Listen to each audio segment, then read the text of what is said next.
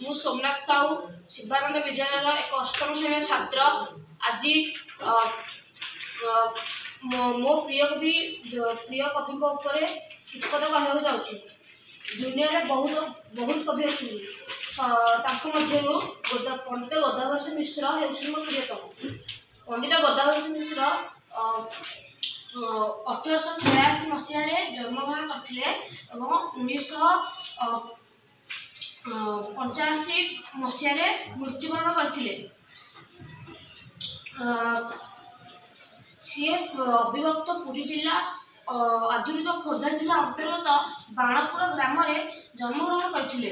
सी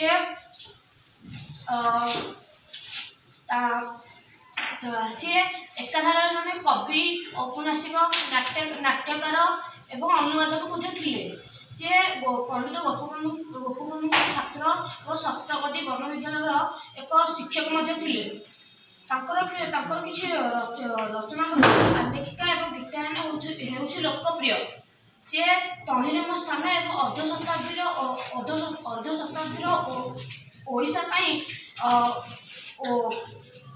केंद्र ओडिया पुरस्कार पाइथिले।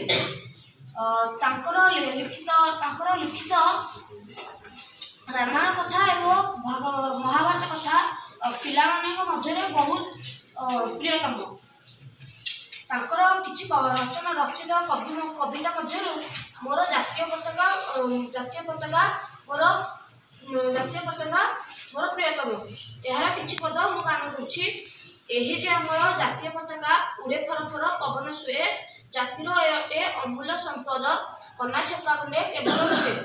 ए पताका तले 30 वर्ष होइछन्ति जाति शैलखंड जातीय समय शत शत वीर ललित हराई अच्छे मुंड। धन्यवाद। ये वक्तव्य शेष करुँची। शुभ मंगल।